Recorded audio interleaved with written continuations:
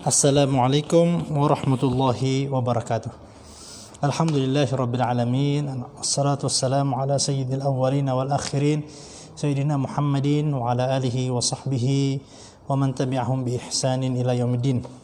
Alhamdulillahi rabbil alamin. Sore hari ini kita bisa ketemu lagi untuk melanjutkan kajian kita dari kitab At-Tibyan fi Adabi Hamalatil Quran. Penjelasan tentang adab para pemanggul, para pembawa Al-Quran, para pemikul Al-Quran. Ya, itu jadi arti hamalatul Quran.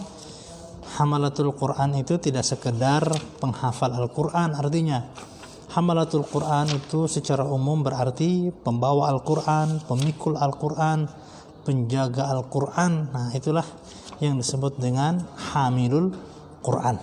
Dan tentunya harusnya berbeda antara seorang hamilul Quran dengan orang-orang yang biasa, karena dia sendiri pun telah mendapatkan keutamaan dari Allah Subhanahu wa taala. Selanjutnya pada kesempatan ini kita akan melanjutkan kajian kita terkait dengan fi ikrami ahlil Qur'ani,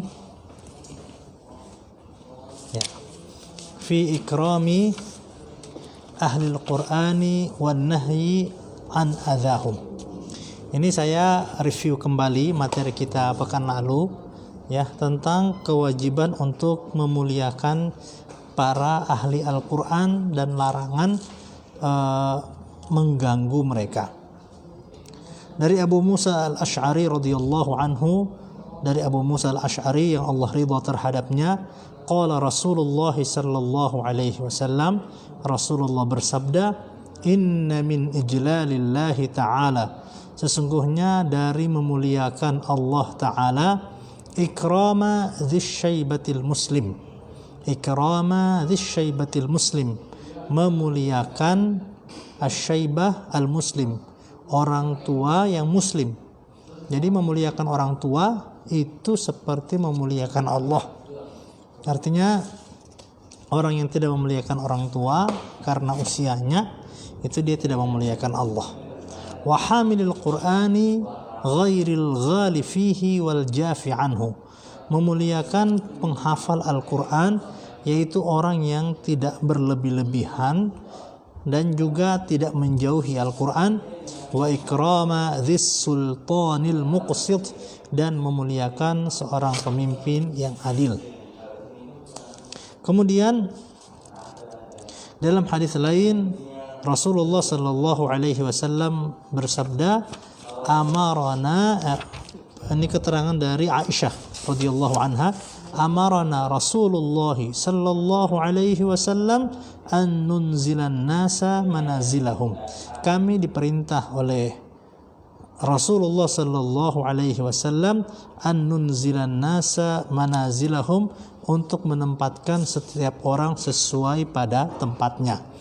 Bagaimana sesuai pada tempatnya itu? Yaitu ketika orang besar itu dimuliakan, kalau kecil itu disayangi dan dihormati. Kemudian kita akan masuk ke sesuatu hal yang penting, ya. Tadi review materi yang saya sampaikan kemarin. Sekarang kita akan membahas tentang fi adabi muallimil Qur'ani wa muta'allimihi.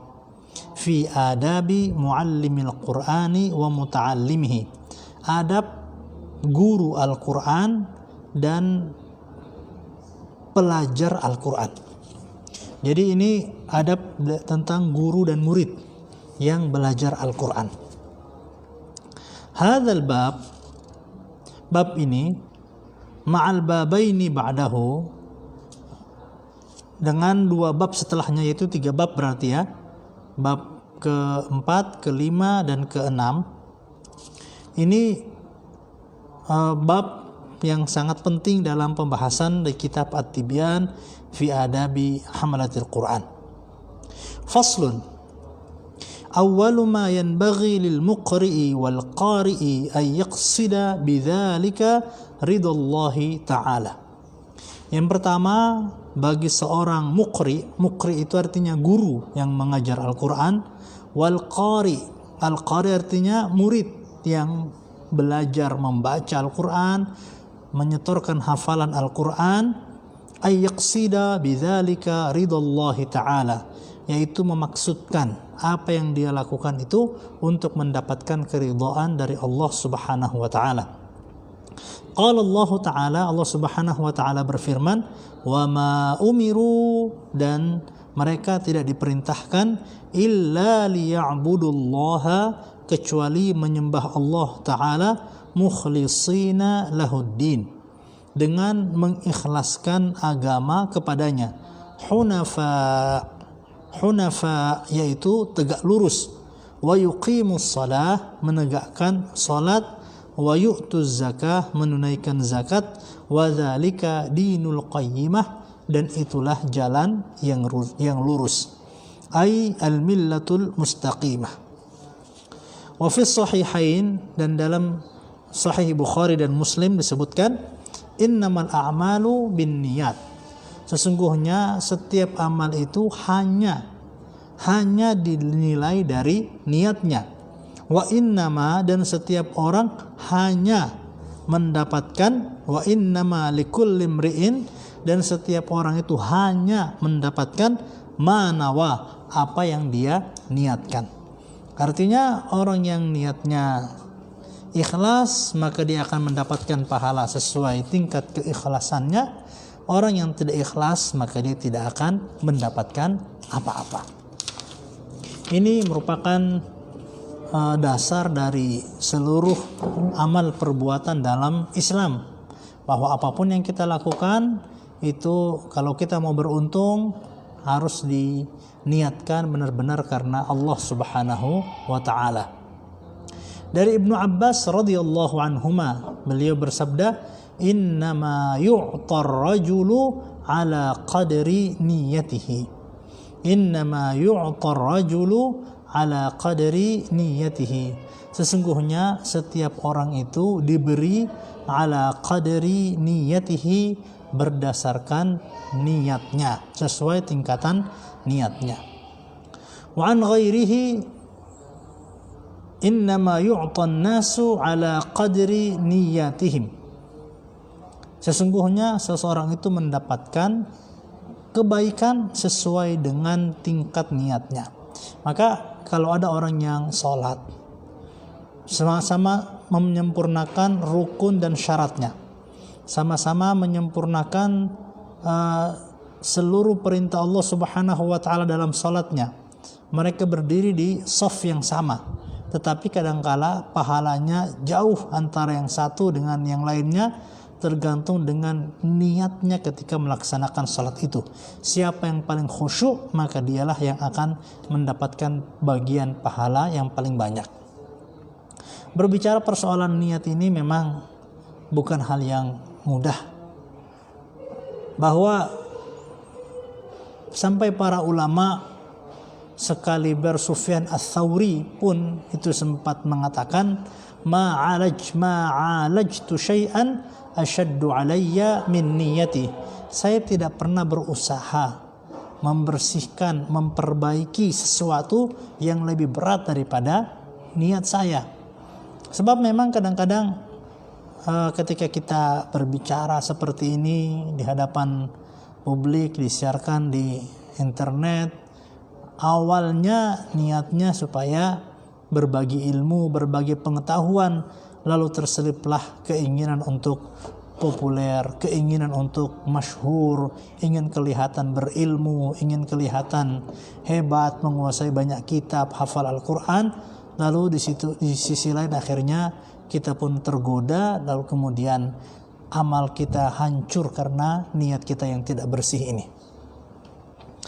Jadi berat, tetapi disinilah usaha kita berjuang untuk memperbaiki niat. Ustadz Abul Qasim Al-Qushairi rahimahullahu ta'ala menjelaskan kepada kita tentang definisi definisi dari ikhlas itu. Apa itu ikhlas? Ifradul haqqi fi ta'ati bil qasdi. Ifradul haqqi fi ta'ati bil qasdi. Ifrad yaitu mengesahkan atau membuat tujuan satu-satunya al-haq Allah Subhanahu wa taala fit ta'ati dalam ketaatan bil qasdi dengan niat. Artinya menjadikan niat kita semata-mata hanya kepada Allah Subhanahu wa taala. Wa huwa yaitu ayyurida bi ta'atihi, yaitu semata-mata berharap dengan ketaatan itu at-taqarruba ila Allah taala. At-taqarruba ila Allah taala, mendekatkan diri kepada Allah Subhanahu wa taala duna syai'in akhar, tanpa mengharapkan apapun. Apa yang dimaksud dengan apapun itu? Min tasannu'in li makhluqin, ingin menampakkan diri di hadapan makhluk. Jadi yang memberi kita fasilitas itu Allah, yang memberi kita itu ilmu Allah, yang memberi kita pahala itu Allah, yang memberi kita hidup Allah, malah kita mencari perhatian dari makhluk.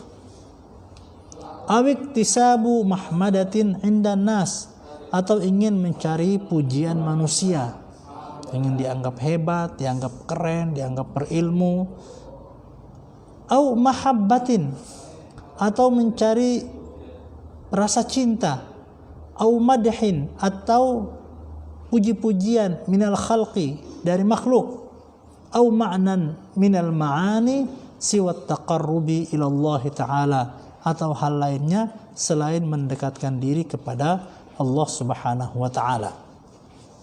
Jadi niat apapun selain niat mendekatkan diri kepada Allah Subhanahu wa ta'ala itu dapat mengurangi keikhlasan manakala dalam niat itu ada harapan kepada makhluk.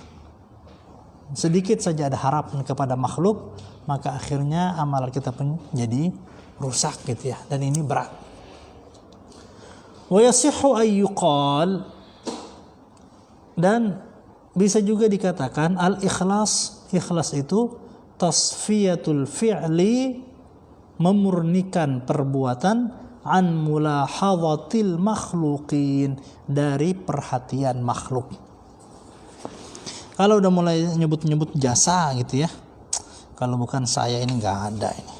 Kalau udah mulai nyebut-nyebut jasa, saya kerja sekian kok dibayarnya cuma sekian. Kalau udah mulai nyebut-nyebut pengaruh, kamu siapa? Saya yang buat ini karena usaha saya yang berpengaruh. Kalau nggak ada saya ini nggak bakal bisa. Kalau sudah mulai seperti itu, nah ini berarti ada sesuatu yang terganggu ya dalam niat itu, karena harapan kita hanya kepada Allah Subhanahu wa taala, mendapatkan gaji atau tidak, dapatkan perhatian dari makhluk atau tidak, banyak penggemarnya atau tidak, banyak yang like tulisannya atau tidak, banyak yang men-share tulisannya atau tidak, banyak yang menonton videonya atau tidak, itu sesungguhnya sama gitu ya. Kadang-kadang juga ada godaan gitu ya. Temen itu kok viewernya lebih banyak, sementara viewer saya lebih sedikit. Facebook temen itu kok followersnya lebih banyak. Tulisan temen yang itu kok bestseller, sampai berjuta-juta kopi, sementara saya sekian dia. Sesungguhnya yang membuat amal kita berharga di depan Allah Subhanahu wa taala bukan sebanyak makhluk yang membacanya atau yang mendengarkannya, tetapi ketika Allah Subhanahu wa taala ridho dengan apa yang kita lakukan. Karena banyaknya pengikut, banyaknya viewers, banyaknya likers, banyaknya followers gitu ya, pada akhirnya hanya akan menjadi penambah dosa saat yang kita sampaikan tidak sesuai dengan apa yang kita amalkan, lalu kemudian banyaknya orang yang menyaksikan kesalahan yang kita lakukan itu hanya akan menambah dosa-dosa yang kita lakukan. Dan mungkin ada yang berkata begini ya, semakin banyak yang follow, semakin banyak yang viewer, ya, view, semakin banyak yang menyaksikan, semakin banyak yang membaca, maka semakin banyak pula kemungkinan pahala yang bisa saya dapatkan. Itu betul. Tetapi hulunya harus bersih.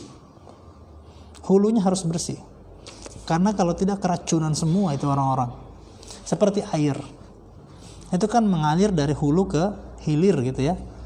Mengalir dari hulu ke hilir. Akan banyak manfaat yang akan didapatkan oleh orang-orang yang mengambil dari aliran sungai itu saat air yang terbit dari mata air itu bersih, jernih. Maka dia dapat mengairi banyak tanaman, dapat menjadi manfaat bagi banyak orang, dapat menjadi sumber beragam kebaikan. Tetapi ketika hulunya ini kotor, maka pada akhirnya semua akan terkotori, bahkan akan keracunan. Semakin banyak yang mengambil air di situ, maka racun itu pun akan semakin menyebar dengan cepat.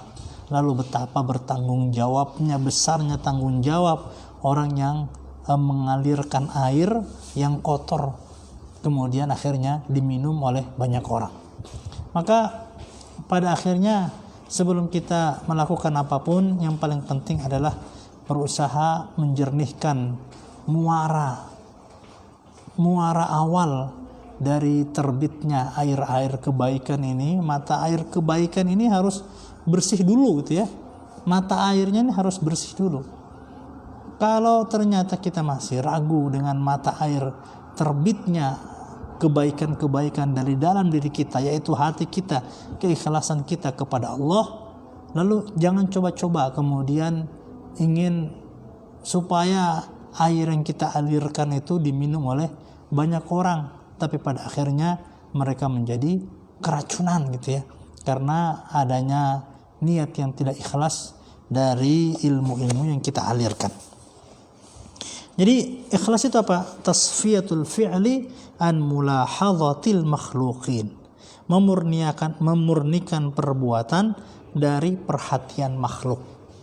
Memurnikan perbuatan dari perhatian makhluk. Satu saja, sekali saja Allah Subhanahu wa taala ridha kepada kita, maka tidak ada artinya 1 juta, 2 juta, 10 juta, 1 miliar penglihatan makhluk Allah Subhanahu wa taala tidak sebanding dengan satu kebaikan dari keridhaan yang kita dapatkan dari Allah Subhanahu wa taala. Sebaliknya, ketika Allah Subhanahu wa taala benci kepada kita, marah kepada kita, murka kepada kita, maka tidak ada artinya tuh 1 juta likers, 10 juta followers, kemudian di-share kemana-mana penyampaian kita, ilmu kita, buku kita. Tidak ada artinya ketika akhirnya Allah marah kepada kita. Jadi Allahu Akbar, Allahu Akbar, Allahu Akbar. Kita perlu mengagungkan Allah Subhanahu wa taala. Mengagungkan Allah Subhanahu wa taala, berusaha mengagungkan Allah Subhanahu wa taala dan selalu mengagungkan Allah Subhanahu wa taala dalam semua amal dan kegiatan kita, termasuk dalam menghafal Al-Qur'an. Ini penting supaya apa? Supaya segalanya pada akhirnya untuk Allah, dari Allah, dan kembali kepada Allah. Itu ya. Jadi tidak pusing. Pada akhirnya setelah ceramah seperti ini tidak pusing. Melihat berapa yuk yang lihat ceramah ini? Berapa yuk yang meng-share ini? Berapa yuk yang komentar di sini, dan itu di zaman sekarang rasa-rasanya faktor keberhasilan itu dilihat dari situ ya, dilihat dari sebanyak apa seseorang popularitas, kemudian itu dianggap sukses dan berhasil, padahal sesungguhnya tidak. Karena apa? Rahmat Allah Subhanahu wa taala jauh lebih besar daripada perhatian dan pemberian manusia. Ketika Allah ridha, maka cukuplah keridhaan Allah Subhanahu wa taala itu, dan tidak perlu lagi manusia. Manusia itu seperti kita kalau mau seperti kita ketika ada satu keperluan dan ada teman yang membantu, ketika teman itu sudah mau membantu kita, maka kita tidak pedulikan orang lain mau bantu atau tidak, yang jelas ini bosnya ini itu mau. Nah, begitu pula dari Allah Subhanahu wa taala. Ketika Allah Subhanahu wa taala itu ridho dan berkenan membantu kita, tidak penting ini makhluk semuanya. Sebab apa? Sebab Rabbul Alamin, Diraja, pemilik dan penguasa alam semesta, ridho kepada kita, mau membantu kita, mau mengerahkan kita, maka cukuplah keridhaan itu. Dan ternyata Allah tidak mau kalau amal yang datang itu bercampur-campur. Yang Allah mau amal yang datang itu benar-benar murni karena Dia, lalu itulah akhirnya amal yang akan mendapatkan keridhaan dari Allah. Maka Hudzaifah al-Mar'ashi itu pernah menyatakan, al-ikhlasu istiwa'u af'alil 'abdi fil zahiri wal batin. Ketika Allah Subhanahu wa taala memandangnya, melihat apa yang ada di dalam hatinya, maka akhirnya tidak ada lagi yang bisa disembunyikan. Sama apa yang tampak dengan yang tidak tampak, antara yang zahir dan yang batin, antara apa yang dia ucapkan dan apa yang ada di dalam hatinya. Maka yang paling penting adalah bagaimana meningkatkan kualitas kata-kata, bagaimana meningkatkan kualitas usaha, mastata'tum, sampai kemampuan tertinggi yang mampu kita lakukan. Untuk apa? Untuk mencari ridha Allah Subhanahu wa ta'ala. Adapun manusia, ya terserahlah, tapi yang paling penting Allah ridha kepada kita. Nah, bagaimana cara mengecek kalau kita itu sudah ikhlas atau belum? Bagaimana cara mengecek kalau kita itu sudah ikhlas atau belum ikhlas? Yang pertama, istiwa'ul madhi waz-zammi minal 'ammah. Istiwa'ul madhi waz-zammi minal 'ammah.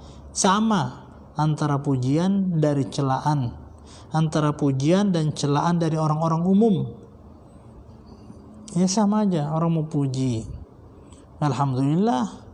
Orang yang mau cela juga gak ada masalah. Kenapa? Karena harapannya hanya kepada Allah itu. Wa nisyanu ru'yatil amali fil a'mal. Kemudian melupakan melihat amal pada amal. Artinya tidak berharap apa-apa lagi.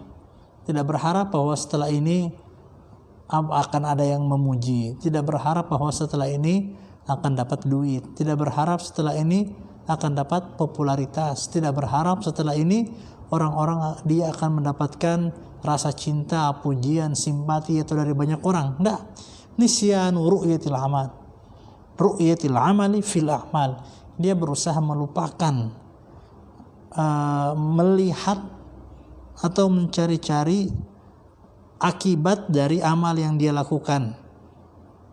Seperti dalam surat Al-Muddatsir, wala tamnun tastakthir. Jangan ngasih lebih untuk mendapatkan lebih gitu ya. Itu namanya enggak ikhlas. Dan yang ketiga adalah waqtida'u thawabil a'mali fil akhirah. Waqtida'u thawabil a'mali fil akhirah. Iqtida' berharap, thawabil a'mal pahala dari amal-amal, fil akhirah di akhirat. Jadi kita mengharapnya bukan di dunia ini. Kita mengharapnya bukan di sini, tapi kita mengharapnya di akhirat gitu ya. Terus apa hubungannya antara kerja dan mengharapkan gaji? Memang nggak bisa kita mengharapkan di dunia. Kita bekerja, setelah akhir bulan kita nagih dong, masa saya nggak dibayar? Nah, dalam hal ini ada dua hal yang perlu kita perhatikan. Pertama, bahwa rezeki kita sudah ditanggung oleh Allah. Yakin aja lah. Ya, nggak yakin itu malah bikin pusing gitu ya. Ngitung, nanti sekarang anak saya 3. Nanti kalau tambah 1 lagi, 1 anak itu biaya kuliahnya begini, biaya makanannya begini, biaya itu kalau sekarang kalau masuk sekolah nanti 20 juta, kakaknya 20 juta, adanya 20 juta, 60 juta. Uang saya sehari-hari cuma dapat sekian. Udahlah, nggak usah. Kenapa gitu ya? Kita khawatir untuk sesuatu yang sudah dijamin oleh Allah. Kita nggak usah khawatir dengan sesuatu yang sudah menjadi jaminan Allah, termasuk rezeki. Rezeki itu sudah jaminan Allah. Fatib nafsan idza hakama al-qada'u innar rizqa maqsumun wa su'udh dhanni la yanfa. Innar rizqa maqsumun. Sesungguhnya rezeki itu sudah dibagi-bagi sama Allah. Wa su'udh dhanni la yanfa.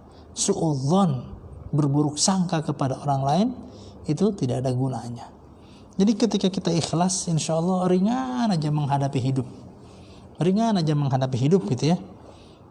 Kenapa kita berharap? Karena kita yakin bahwa rezeki kita sudah dijamin oleh Allah Subhanahu wa ta'ala. Nah, kalau sudah dijamin, ngapain kerja?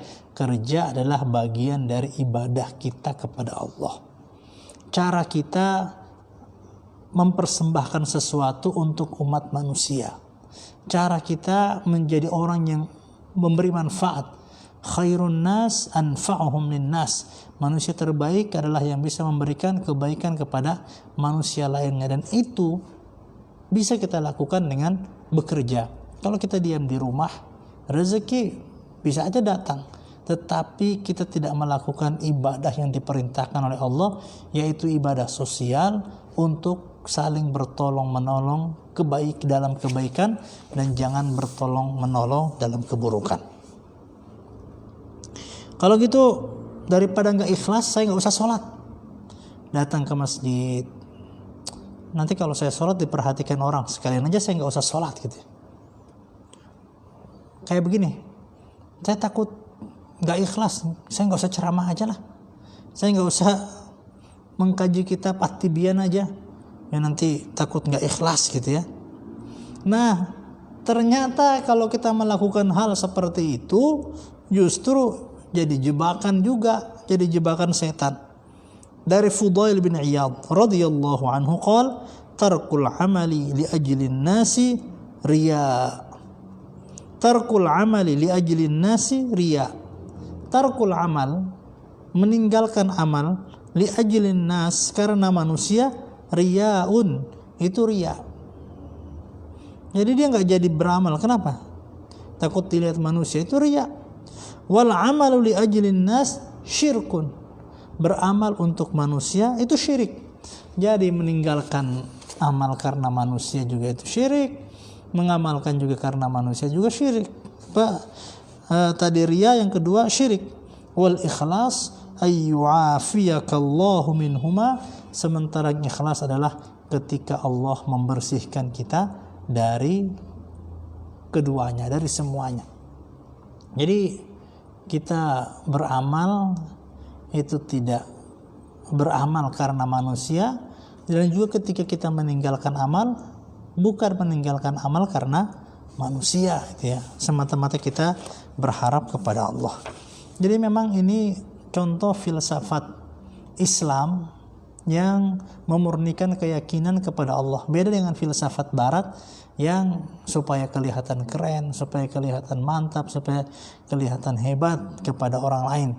Padahal dalam Islam itu semata-mata tujuan kita adalah Allah Subhanahu wa ta'ala, bukan diri, bukan nafsu, bukan selera, juga bukan manusia.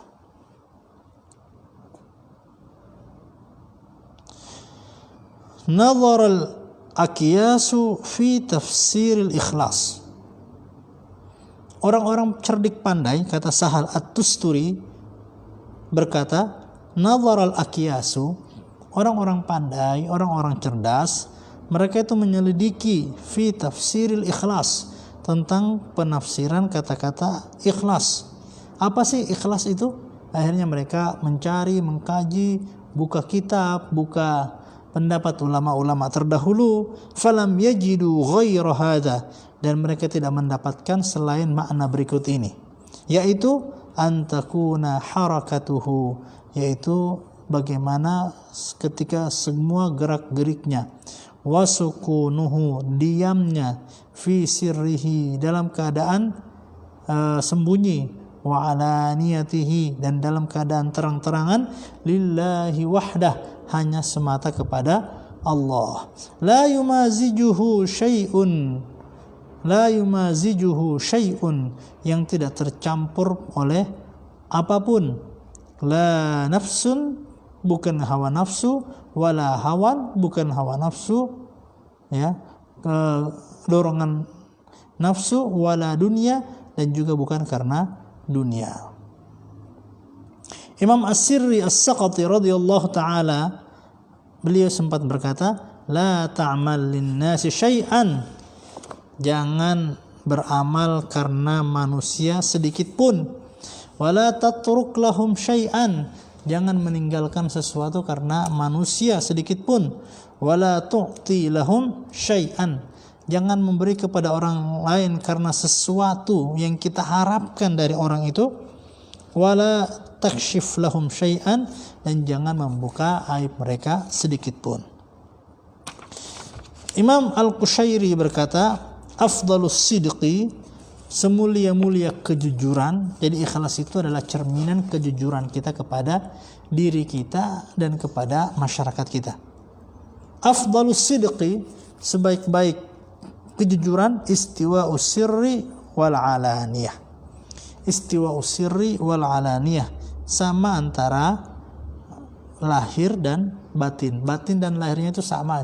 Apa yang dia katakan di depan umum itu juga yang dikatakan ketika dia sendiri. Apa yang diucapkan oleh lisannya itu sesungguhnya apa yang termuat dalam hatinya.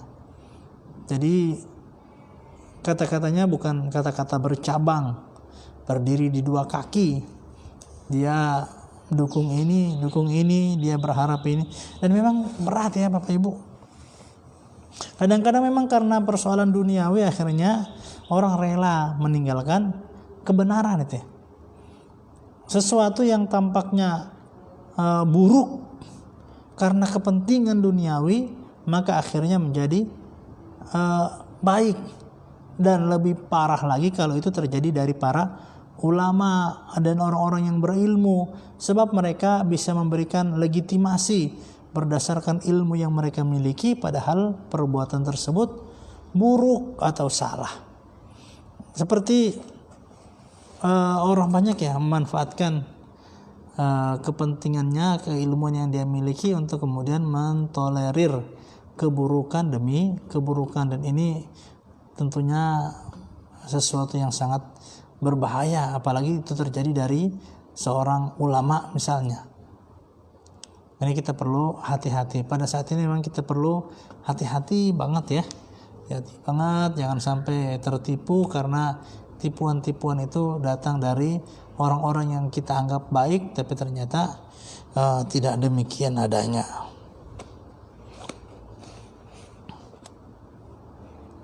As-sadiq, seorang yang jujur kepada Allah, seorang yang jujur kepada Allah, huwallazi la yubali, yaitu orang yang tidak peduli. Walau kharaja an kulli qadrin lahu fi qulubil khalaiqi min ajli salahi qalbihi. Walaupun orang semua marah, walaupun orang semua benci, keluar semua kebencian itu dari seluruh makhluk untuk kebaikan dirinya sendiri, dia tetap selama itu baginya baik, maka itu dia lakukan dengan sebaik-baiknya. Wala yuhibbu ittila'an nasi ala mathaqili dzurri min husni amalihi, dia tidak suka gitu ya. Dia tidak suka orang tahu tentang walaupun sebiji atom pun dari kebaikan yang dia lakukan. Karena mengapa? Orang tahu atau tidak tahu tetap aja Allah tahu gitu ya. Dan itu sudah cukup. Ketika Allah tahu sudah cukup. Ya, ketika Allah tahu sudah cukup. Alhamdulillah. Tidak perlu mencari perhatian manusia. Ada orang setiap kali hari Kamis, hari sama Senin posting gitu ya. Alhamdulillah sudah waktunya buka puasa gitu ya. Selamat berbuka puasa gitu ya. Apa yang kita lakukan dalam kondisi seperti ini? Yang pertama kita berhusnudzon. Husnudzon bahwa dia ingin memotivasi orang lain supaya ayo puasa, ayo puasa. Setiap kali tengah malam dia share ke grup-grup WA, ayo bangun tahajud yuk, sekarang waktunya tahajud, semoga Allah Subhanahu wa taala memuliakan hidup kita dengan tahajud, ayo silahkan taruh di Facebook, angkat tangan yang jam segini sudah bangun, yuk sama-sama tahajud gitu ya. Macam-macam ini ya, kita husnudzon itu ya, husnudzon, tapi kita sendiri sebaiknya jangan melakukan seperti itu. Kenapa? Ya, wala yuhibbu ittila'an nasi ala mathaqili adz-dzurri min husni amalih. Sebab orang yang ikhlas itu adalah orang yang tidak suka memperlihatkan kepada manusia walaupun sebiji zarah dari kebaikannya. Kemudian wala yuhib wala yakrahu ittila'an nasi 'ala sayyi'i min 'amalihi. Dan juga dia tidak sampai benci ketika orang tahu keburukannya. Ternyata kamu kayak gitu ya.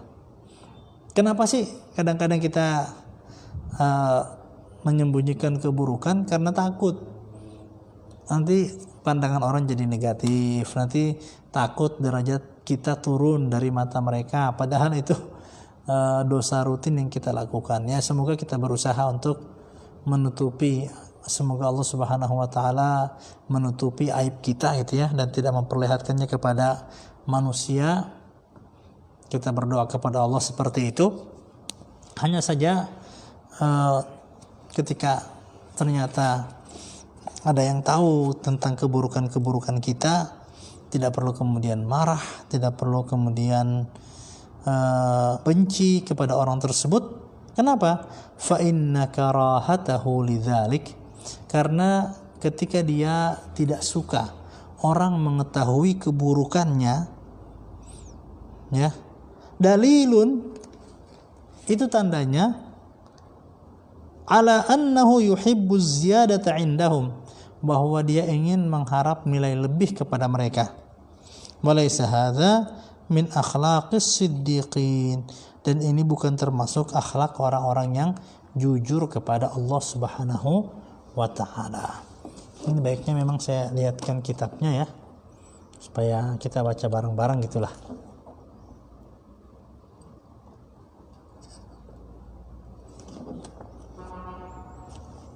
Nah, ini kelihatan ya. Nah, ini kata Al-Harith Al-Muhasibi tadi sudah saya bacakan.